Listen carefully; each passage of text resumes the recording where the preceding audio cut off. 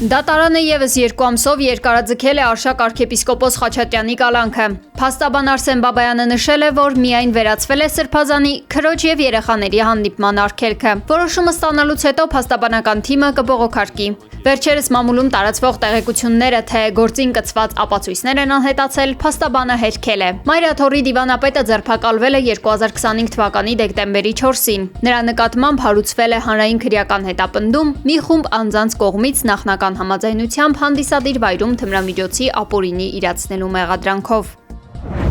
Պետական եկամուտների կոմիտեն ագարակ սահմանային անցակետում կանխել է թմրամիջոցների խոշոր խմբաքանակի մաքսանենկության դեպք։ Իրանից Հայաստան ժամանած բեռնատարի մաքսային զննման արդյունքում ցորթի երկաթե հենարաններում հայտնաբերվել է 34 փաթեթ մարիխուանա տեսակի թմրամիջոց մոտ 23 կիլոգրամ քաշով։ Իրանի քաղաքացին կալանավորվել է։ Նույն գործի շրջանակում ձերբակալվել է նաև Հայաստանի 2 քաղաքացի։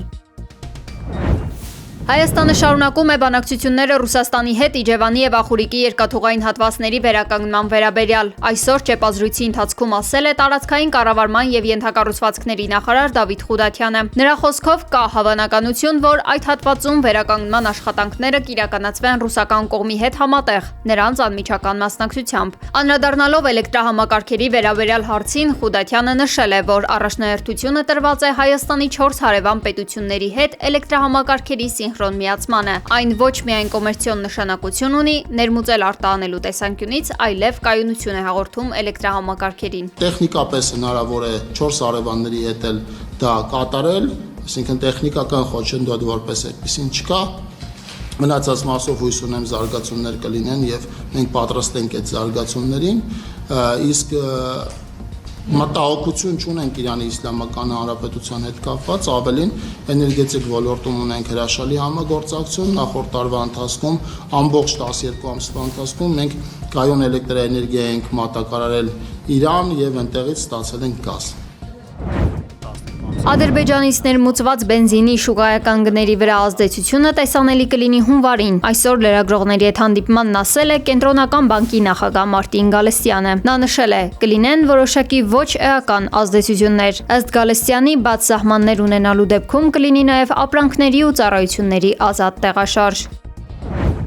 Տաշիր արենայում կայացել է ազգային բարերար Սամվել Կարապետյանի գլխավորած ուժի հանդիպումը համակիրների հետ։ Երևանցիները հնարավորություն են ունեցել անկաշկանդ մթնոլորտում ինտերակտիվ հարցուպատասխանի միջոցով ծանոթանալ Սամվել Կարապետյանի ծրագրերին ու առաջիկա անելիքներին։ Մասնավորապես երևանցիներին է ներկայացվել Սամվել Կարապետյանի 5 քայլերը դեպի ուժեղ Հայաստան տնտեսական ծրագիրը։ Ներկաները Նարեկ Կարապետյանին ու թիմի մյուս անդամներին հարցեր են ուղղել ոչ միայն տնտեսական ծրագրի, այլև իրենց հետաքրքրող այլ ոլորտների վերաբերյալ։ Ես շատ եմ ուզում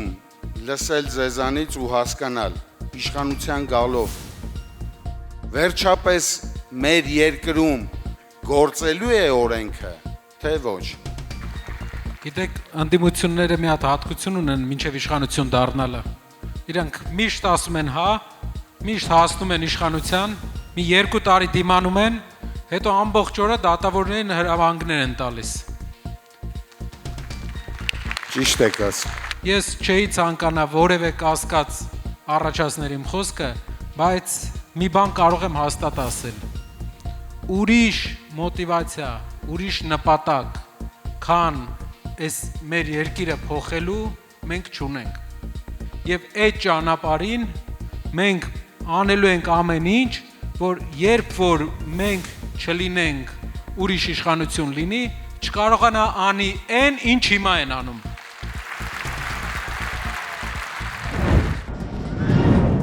Իրանը պատրաստ է դադարեցնել իր միջուկային ծրագիրը տարածաշրջանում լարվածությունը թույլատնելու համար, սակայն դրա փոխարեն ԱՄՆ-ն կաջակցի տարածաշրջանում միջուկային էներգիայի ստեղծման ծրագրին։ ԱՄՆ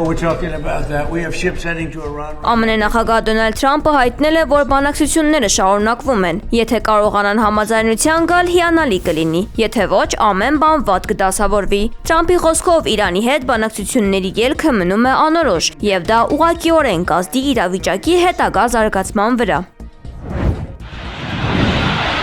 Իրանի մայրաքաղաք Թեհրանի Ջանաթ Աբադ շուկայում խոշոր հրդեհ է բռնկվել։ Կրակի ծուխը տարածվել է հսկայական տարածքի վրա։ Ըստ տեղական լրատվամիջոցների հրդեհի պատճառը դեռևս հայտնի չէ։ Երբ խաղաղության համաձայնագիր կնքվի, Ուկրաինայում անմիջապես կհայտնվեն զինված ուժեր, ինքնաթիռներ եւ ռազմածովային աջակցություն ՆԱՏՕ-ի այն անդամներից, որոնք համաձայնել են։ Դաշինքը կշարունակի աջակցել Ուկրաինային, միաժամանակ պահպանելով Ռուսաստանի վրա ճնշումը։ Ուկրաինա կատարած այցի ընթացքում հայտարարել են ՆԱՏՕ-ի գլխավոր քարտուղար Մարկ Ռյուտեն։ Նա շեշտել է, որ կամեցողների կոալիցիան հասել է Ուկրաինայի անվտանգության հարցում հաջողությունների։ Այցի ընթացքում ՆԱՏՕ-ի գլխավոր քարտուղարը հանդիպել է նաև Վլադիմիր Զելենսկու հետ։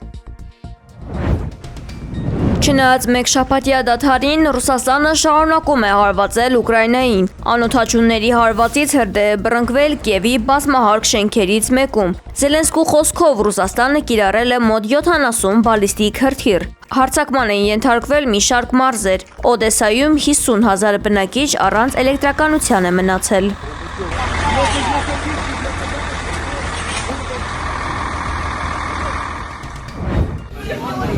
Закрыли тут. Да. Мы теперь тут. Ուֆայում 9-րդ դասարանի աշակերտը հարձակվել է դպրոցի վրա, դեռահասը զինված է եղել տրավմատիկ ատրճանակով, որով կրակել է ուսուցչին եւ վիրավորել։ Աշակերտին ձերբակալել են։ Տղան իր բոլոր գործողությունները ձայնագրել եւ հրապարակել է համացանցում։ Հարձակումից մեկ օր առաջ նա սոցցանցերում երգ է տեղադրել դպրոցական հրաձգության մասին եւ նախապես զգուշացրել։ Սա Ռուսաստանում դպրոցի վրա հարձակման արդեն 3-րդ դեպքն է։